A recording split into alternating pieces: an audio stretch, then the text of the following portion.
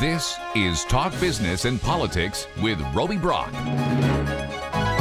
Welcome to today's Talk Business and Politics Daily. I'm Roby Brock. It is Monday. We're joined by John Brummett of the Arkansas Democrat-Gazette, as we most Mondays are. Good to have you with us. Always a pleasure. Good to be here. So, as I say every Monday. Every pleasure. It's a pleasure every Monday. Yes, that's the way you should say that. Thank yes. you. Let's begin with what is happening in Washington, D.C. Late last week, we learned that the special counsel, Special Investigator Robert Mueller, has convened a grand jury in Washington, D.C. This is not good for the Trump administration in any way, shape, fashion, or form, is it? No, it was the kind of thing, at the time, I didn't want people to overplay. I mean, you got to have a grand jury to do your investigation normally, to have full subpoena power, to compel people to come, and they were working out of Virginia. The meaning of this in Washington means they've expanded what they're doing to apparently include Washington activities by Washington-based people, which means contemporary activities affecting this administration.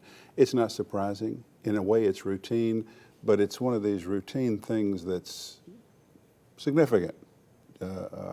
And it is this whole Russia thing.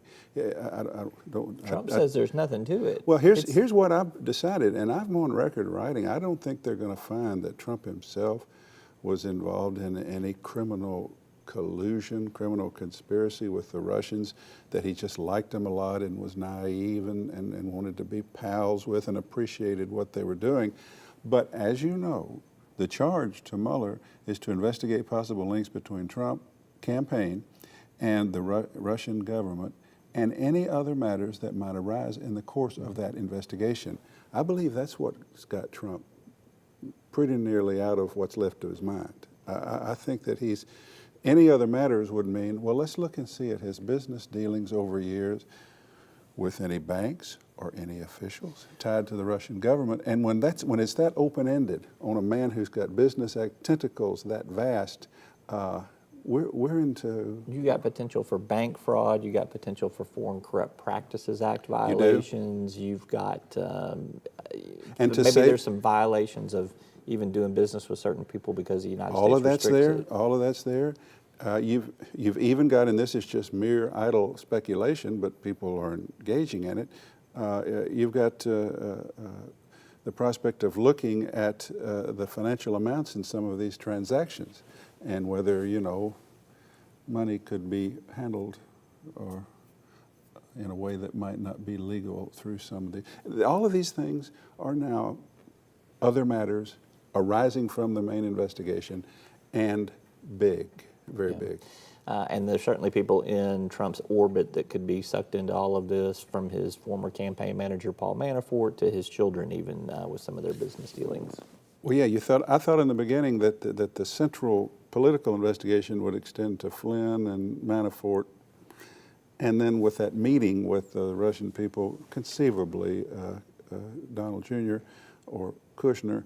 But, Whitewater was about a land deal in northern Arkansas that failed land deal that ended up not only being about sexual activity in the White House, but the totally unrelated poor governor of Arkansas, Jim Guy Tucker, and his in a bankrupt business deal in Texas, cable TV, I think.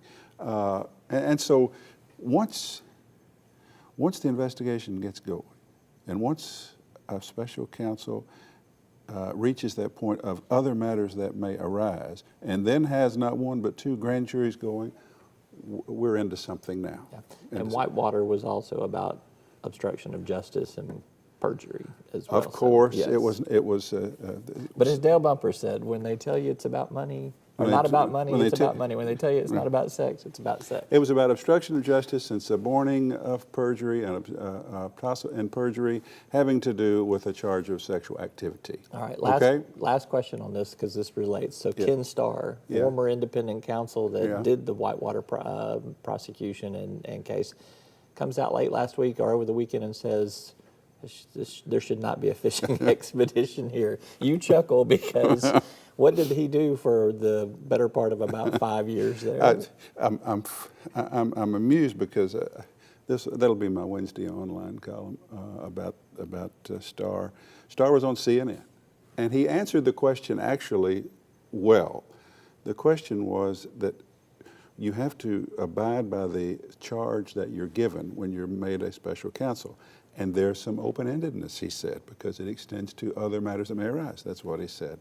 But there need to be checks and balances, he said, because you don't want your investigators and prosecutors going out on fishing expeditions. That was the part that caused seismic screaming from Little Rock to Chappaqua, because he is generally believed by defenders of the Clintons and others to engaged in a fishing expedition. I think he was just slow and meticulous and plodding, taking seriously his job. And the real fishing expedition was by the Republicans who did away with the special counsel statute and switched to an independent counsel, and then the 3 judges in Washington, 2 of whom were Republican nominated, who fired Fisk and brought in Starr. It was a Republican fishing expedition, yeah. I sort of have a nuanced view of Starr. I don't think he's quite the demon everybody said, but he is in no position. Just as a matter of course, he is in no position to be saying, we don't need any fishing. He showed something of a lack of self-awareness when he said that. Yeah. All right, let's take a quick commercial break. I want to come back and talk about some more things on the Trump front here and a little bit of Arkansas connection. We're back with more right after this. Arkansas Electric Cooperative Corporation provides electric energy across 2/3 of Arkansas. This is an exciting time in our energy history, with incredible progress being made in renewable energy and storage technologies. As our energy portfolio continues to diversify, we'll maintain an all-the-above strategy to provide reliable and affordable electricity. Ever since the first light bulbs were placed in our members' homes, the electric cooperatives have been the solutions provider for our members, and we want to continue that well into the future. Each day, the promise of our nation begins again. Arkansas and America, moving forward. I help make that promise a reality. It's not for everyone, but people everywhere depend on us. Oh, I love you too, sweetie. Trucking delivers, or everything stops. And that's what drives me. I did. Welcome back to Talk Business and Politics. I'm with John Brummett of the Arkansas Democrat-Gazette. Let's continue our conversation because I think Donald Trump has more than dominated headlines over this last week. Congress is out on their August recess, and before they left, not only did you see John McCain with his health care speech saying we are co-equal branches of government here, you've had them set up to limit Trump from making any type of recess appointments. Are we seeing a little bit of pushback here? Is the honeymoon kind of over where Republicans were going to say, he's getting his sea legs under him? Now I think my sense is that they're ready to push back in strategic areas. Not afraid of him like they would have been before. Actually, I think they still respect. Here's where I think we are. I think Republicans in Congress still respect and ought to respect the fact that this man has a 35% approval rating, because that 35%, when you apply it to a Republican primary that they might have back home, is something to be considered. I think what they're afraid of is leaving this guy home alone and risky business when they leave him home alone. If you want to talk about in terms you got of 2 movie analogies. Well, I knew what I was doing. I knew what I was doing. But they're thinking, it's fine now. He's got 35%. We need to work with him as best we can. It's a manageable but tenuous relationship. But if he pulls some of these stunts of which his bluster would indicate he's capable, while they're gone on recess, if he were to fire Sessions and have a new Attorney General and replace Sessions with a recess appointment that the Senate couldn't confirm, and then presume to get rid of Mueller, you go from 35 to the 20s, and you're not worried about the primary anymore. You're worried about the general election and losing to a Democrat. You would have what some would consider a constitutional crisis. So they still respect him where he is, but they want to stop him. They want to babysit him while they're gone, basically. They want him to stop. They want to stop him from exercising madness that seems possible. Same thing on health care. Lamar Alexander, some Republicans in the House Asa Hutchinson in a meeting at the White House. They're all talking about trying to fix Obamacare in the short term and defer to a longer term, a regular order of business, any repeal and replacement. What they want is for him not to do what he does in his Twitter bluster, which is say he's going to stop these cost-sharing subsidies to health insurance companies for low-income persons, which takes those low-income persons off of health care because they can't afford the cost-sharing, and it blows up premiums even more for everybody else, throws the healthcare system into chaos in which Republicans, who can now, all but 4 or 5 of them, can now say, I voted to repeal and replace. Every time. It was 2 or 3 in our party who wouldn't go along, but I did.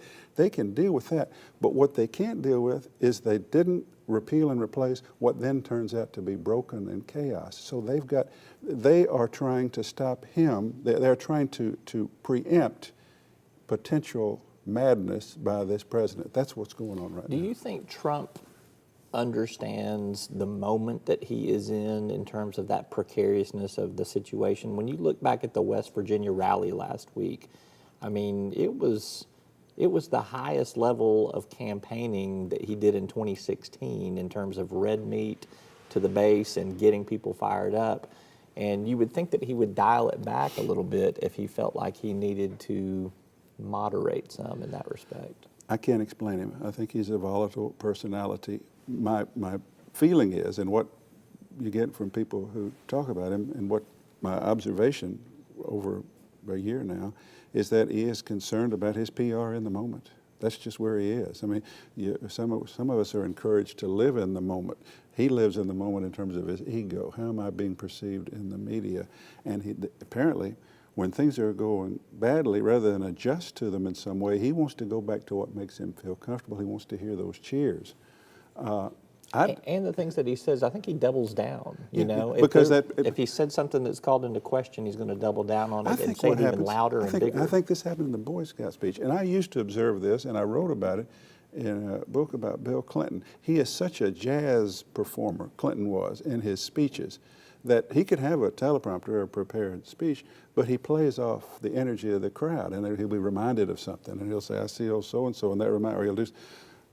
Trump plays off the cheers, and he can, and when the Boy Scouts cheered something he said on the teleprompter, the next thing you know, he's off on an extemporaneous riff about something that he shouldn't have been talking about.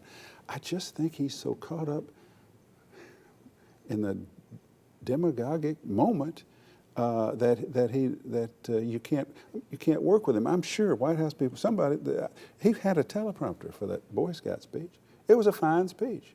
It was when he went off and went all Trump on us that he got in trouble. So I don't really presume to have any credential to psychoanalyze, but I'm telling you, he seems to be ego-fed by the cheers and to have an uncommon need for them. And I think that's what happens. And yes, he loses his way.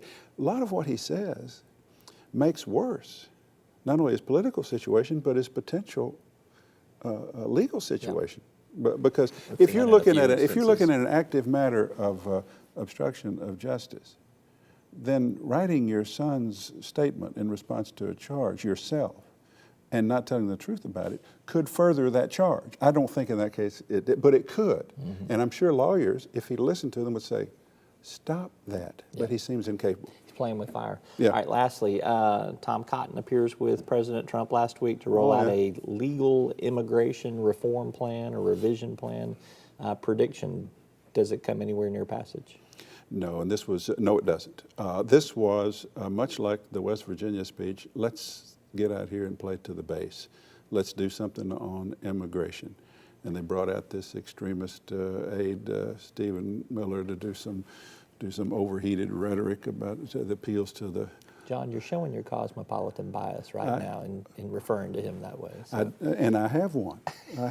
And we should all aspire to not a cosmopolitan bias necessarily, but a cosmopolitan view, a world view. We should all aspire to one, and we should not be disparaged when we do. This bill, I heard Wall Street Journal has a cable TV show that I happened upon yesterday where what's his name? Gigot, is that his Yeah, name? Paul. And brings in some of his people, and they talk all this pro-business, conservative stuff. They despise this bill. They said, this does nothing about illegal immigration.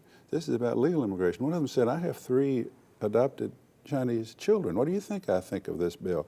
And they were saying, this business tells me, they say, that what we need are more people to work. And that's a sign of a good economy. And this accomplishes nothing about the real problem. And that's from a pro-business Republican view. Somebody said on that show, what I started to say, I think Grassley, who's chairman of one of the committees that will consider it, may not even bring it up for a hearing. It will require 60 votes. They can't even get 50. It was just show, all for show. And your man, Tom Cotton, was right there with them. He's your senator too. He is. He represents you, John. Well, after a fashion, he does, yes, he does.